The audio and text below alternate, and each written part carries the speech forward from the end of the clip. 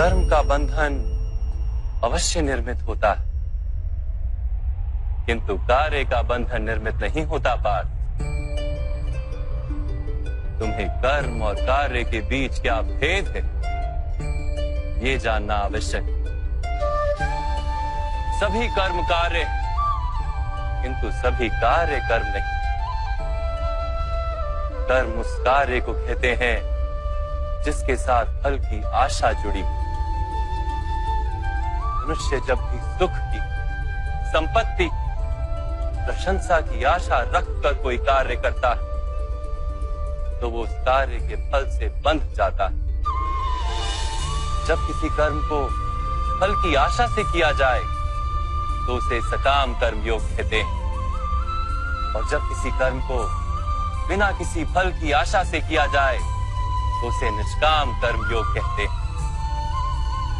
इसी कारण से उसे बार बार जन्म लेना पड़ता है।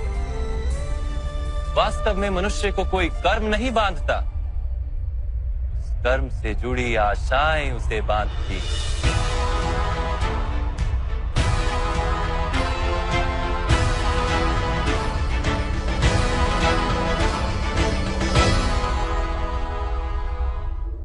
वास्तव में मनुष्य को कोई कर्म नहीं बांधता, उस कर्म से जुड़ी आशाएं उसे बांधती हैं। वो कैसे माधव? यदि इस युद्ध में तुम्हें विजय होने की आशा है तो पराजित होने पर तुम्हें भीषण दुख होगा, और वो दुख तुमसे कोई अन्य कार्य करवाएगा जिसके लिए तुम्हें दूसरा जन्म लेना पड़ेगा। और यदि तुम विजयी हुए तो तुम्हारा अहंकार बढ़ेगा, और वो अहंकार तुम्हें विश्व विजय के लिए प्रेरित करेगा, तुमसे हत्याएं करवाएगा और उसका पाप तुम्हें बांधेगा। विचार करो, यदि तुम्हें इस युद्ध में ना विजय का मोह और ना पराजय का भय, तो इस युद्ध के अंत में तुम्हें सुख प्राप्त होगा या दुख प्राप्त होगा? ना सुख माधव, ना ही दुख। अर्थात तुम्हारा सुख, दुख, हताशा, निराशा, अहंकार युद्ध के कारण नहीं है। युद्ध के साथ तुमने जो आशाएं बांधी हुई हैं, उसके कारण है। क्या ये सत्य नहीं है पार्थ?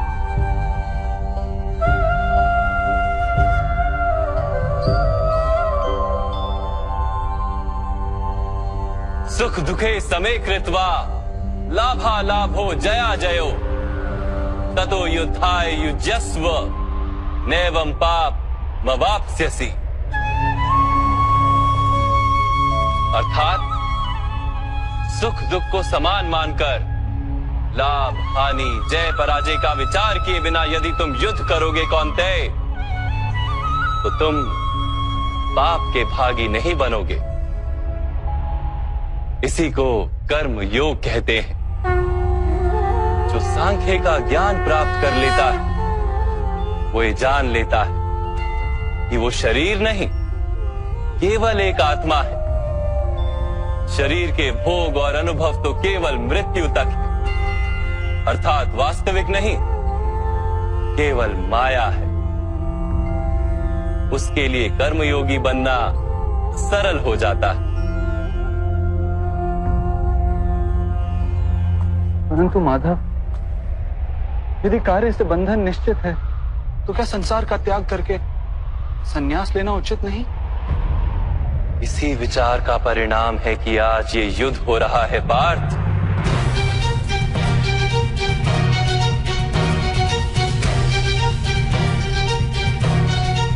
विचार करो, जब सत्व गुण से भरे धर्म को जानने वाले लोग कर्मों का त्याग करते हैं, तब अधर्म से भरे लोग भी संसार को चलाते हैं।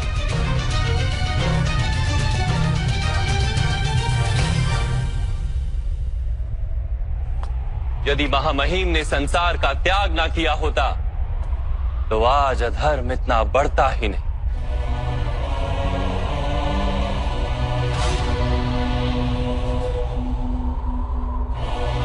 और तुम्हारे पिता ने यदि संन्यास ना लिया होता तो आज भ्राता युधिष्ठिर सुख से राज कर रहे होते।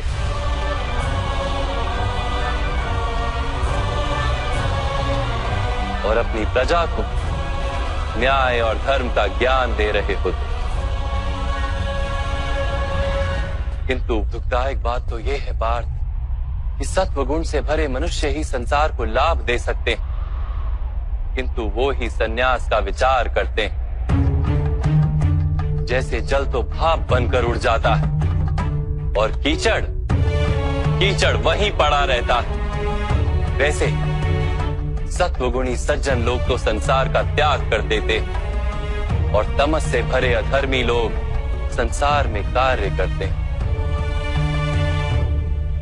इसी कारण से संसार में पाप और अधर्म बढ़ता है।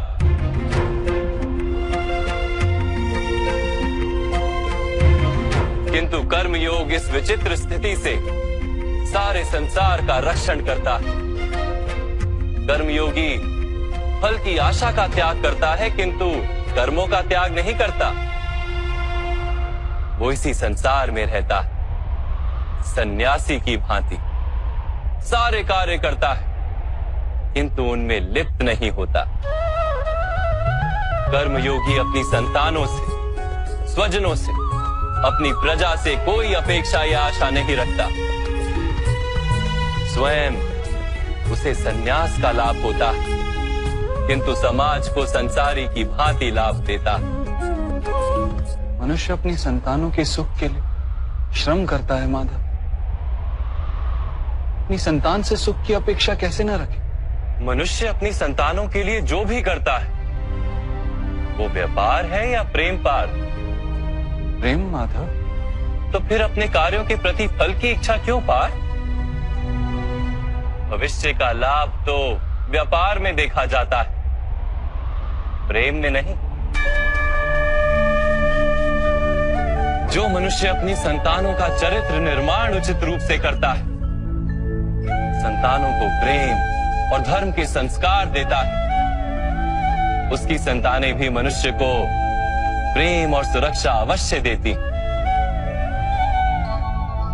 संतानों के कर्म, स्वजनों के व्यवहार उनके कर्म है पार, और जब उनके कर्मों पर हमारा कोई अधिकार नहीं होता तो उनसे आशाएं और अपेक्षाएं रखने का क्या प्रयोजन? यदि गहन विचार करोगे पार्थ तो शीघ्र ही ये जान लोगे कि जीवन में ऐसा कोई कार्य नहीं है जिसके साथ आशाएं और अपेक्षाएं जोड़ना अनिवार्य हो। जब सृष्टि ही परमात्मा है और मनुष्य स्वयं परमात्मा का अंश है, तो सारे कार्य परमात्मा ही करते हैं। मनुष्य स्वयं कुछ नहीं करता। यही कर्मयोग का मूल सिद्धांत है पार्थ।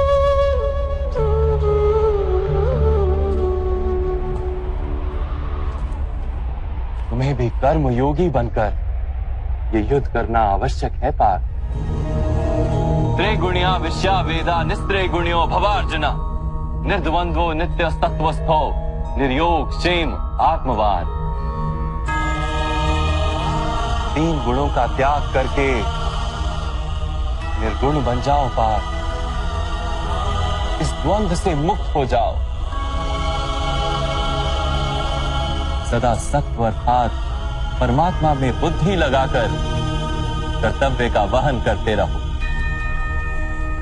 कुछ प्राप्त करने की इच्छा और कुछ प्राप्त किए हुए का रक्षण करने का विचार त्याग दो पार्थ, और अपनी आत्मा को स्वतंत्र कर।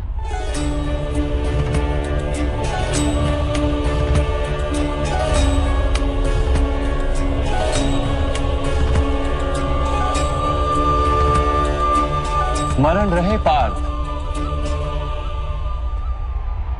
कर्मण्यवाधिकारस्ते मा फलेषु कदाचन मा कर्म फल हेतुर्भु मा ते संगोस्त्व कर्मणि। तुम्हारा अधिकार तो केवल कर्म करने का है, फल तो ईश्वर के हाथ में। इसलिए ना कर्म से भागना उचित है और ना ही कर्म के फल की आशा रखना उचित है।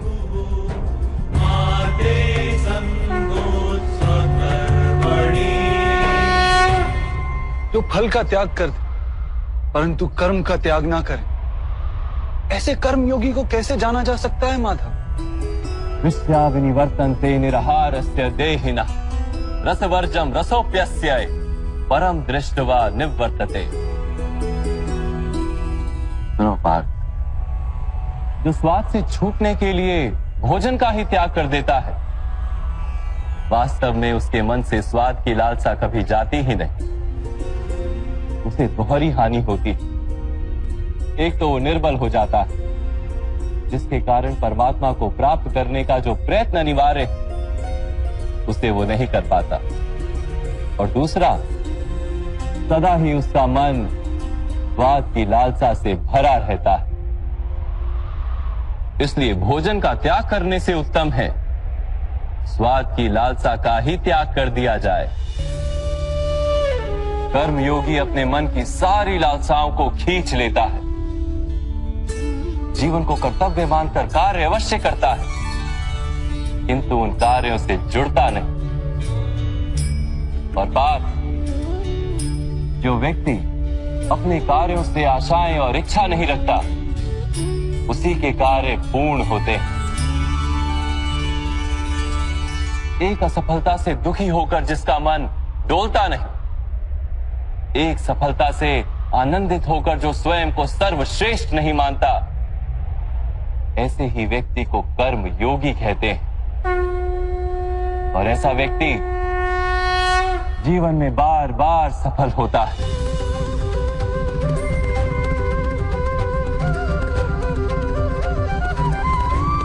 ध्यायतो विषयान पुंसः संगस्तेषु पजायते संगात संजायते कामा कामात् क्रोधोऽभिजायते क्रोधात् भवति सम्मोहः सम्मोहात् स्मृति विभ्रमः स्मृति भ्रंशात् बुद्धिनाशो बुद्धिनाशात् प्रणश्यति। फल की आशा से कामना प्रकट होती है, और कामना का तो स्वभाव है असंतुष्ट रहना। असंतोष से क्रोध उत्पन्न होता है, और क्रोध से मोह जन्मता है। मोह के कारण व्यक्ति आचार और व्यवहार का ज्ञान ही भूल जाता है। ज्ञान के जाने से बुद्धि चली जाती है, अनुचित प्रकार के कार्य होने लगते हैं, और समाज ऐसे व्यक्ति का शत्रु बन जाता है। और अंत में ऐसे मनुष्य पूर्णतः पतन हो जाता है।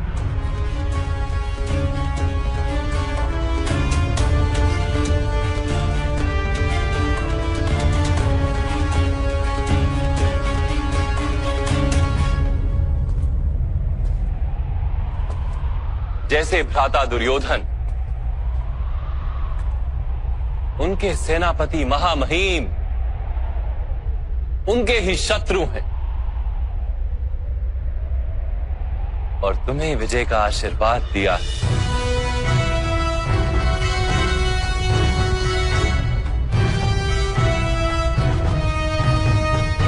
पार्थ, कर्मयोग ब्रह्म विद्या का दूसरा चरण है। परमात्मा में अपनी बुद्धि स्थिर करो, स्वयं को आत्मा जानो, मिथ्या बंधनों से मुक्त हो जाओ, और फल की आशा का त्याग करके केवल कर्म करते रहो।